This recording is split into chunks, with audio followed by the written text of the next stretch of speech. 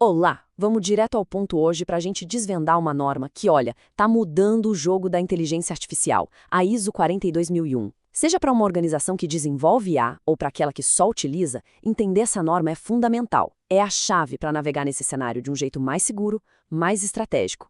Bora ver o que isso significa na prática? Bom, mas por que essa pressa toda?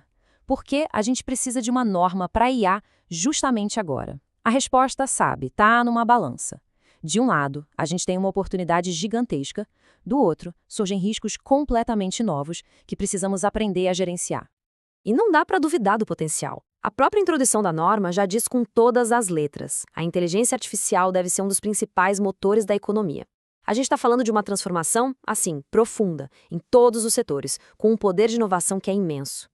Só que, claro, com grandes poderes, vem grandes responsabilidades. A IA traz desafios bem únicos. Pensa só, decisões automáticas que muitas vezes são uma caixa preta, difíceis de explicar. Ou então, sistemas que aprendem sozinhos e vão mudando de comportamento com o tempo.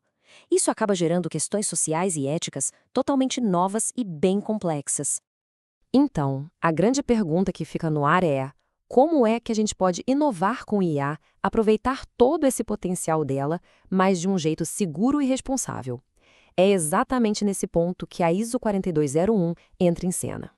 E a resposta para essa pergunta é a ISO 42001. A melhor forma de pensar nela é como um guia, um manual de boas práticas para gerenciar a inteligência artificial de forma responsável dentro de qualquer organização. O coração da norma é o tal do Sistema de Gestão de IA.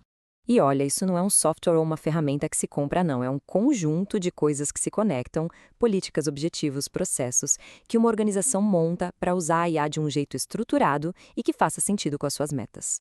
E para quem é essa norma, afinal?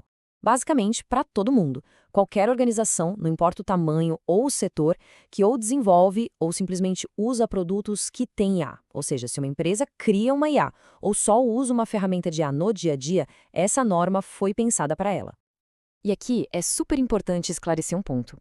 A ISO 42001 não é uma lei, tá? É um guia estratégico e a adoção é voluntária. Ela não vai dizer qual algoritmo usar e, o mais importante, não substitui nenhuma obrigação legal que uma empresa já tenha. Ela funciona mais como um complemento, sabe? E se encaixa muito bem com outras normas de gestão, tipo as de qualidade ou de segurança da informação. Ok, tudo isso parece bom, mas como é que funciona na prática? A norma propõe um ciclo de gestão contínuo. É algo bem lógico, focado em estar sempre melhorando. Esse ciclo pode ser resumido em 4 grandes etapas. Primeiro, entender o contexto e os riscos. Depois, a liderança da empresa define a direção, as políticas. Em seguida, vem a parte da operação, onde tudo é colocado em prática. E, por fim, a avaliação e a melhoria, que é quando se monitora tudo para evoluir sempre. É um processo que, na verdade, nunca para. O ponto de partida de tudo, a base mesmo, é entender o contexto da organização. Isso quer dizer o quê? Mapear os papéis, se é desenvolvedora, se é usuária e por aí vai, identificar quem são as partes interessadas e analisar o que está acontecendo, tanto dentro quanto fora da empresa, que pode impactar o uso da IA. Sem esse autodiagnóstico, fica bem difícil seguir em frente.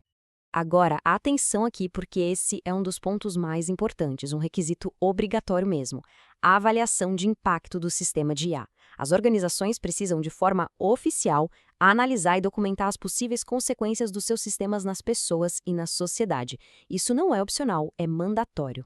Beleza, então, depois que os riscos foram identificados, como é que se gerencia isso? É aí que entra a parte mais prática da norma. O anexo A funciona como uma verdadeira caixa de ferramentas. Ele oferece os controles, que são as ações específicas para lidar com cada um desses riscos. Para deixar a coisa mais concreta, aqui vão alguns exemplos dessa caixa de ferramentas. O controle A5, por exemplo, é sobre a tal avaliação de impacto que a gente acabou de ver. O A7 foca na gestão dos dados que alimentam a IA. Já o A10 ajuda a definir as responsabilidades na relação com clientes e parceiros. O legal é que a norma oferece um menu, e cada organização escolhe os controles que fazem sentido para sua realidade. E essa escolha toda é formalizada num documento-chave, a Declaração de Aplicabilidade. É nele que a organização lista todos os controles que ela acha necessários e justifica o porquê de incluir ou até de excluir cada um. Isso deixa o processo transparente e totalmente adaptado para cada empresa. Depois de entender todo o processo, a pergunta final é: por que se importar com tudo isso? O valor de adotar essa norma vai muito além de só estar em conformidade. É uma decisão estratégica.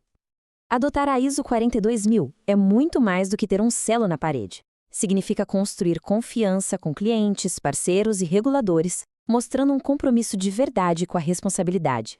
E, na prática, prepara a organização para as leis de IA que estão surgindo no mundo todo. No fim das contas, transforma a governança em uma vantagem competitiva de mercado. E essa citação da própria norma resume de forma brilhante a filosofia por trás dela. O objetivo não é frear a inovação com um monte de regras. Pelo contrário, é achar o equilíbrio certo entre governança e inovação, permitindo que a tecnologia avance de um jeito sustentável e seguro para todo mundo. No final, a questão sobre inteligência artificial não é mais se vamos usar, mas como. A ISO 42001 oferece um roteiro bem claro para fazer isso do jeito certo. A pergunta que fica é, será que as organizações estão prontas para liderar esse movimento com uma IA responsável? Porque as ferramentas para isso, como a gente viu, já existem.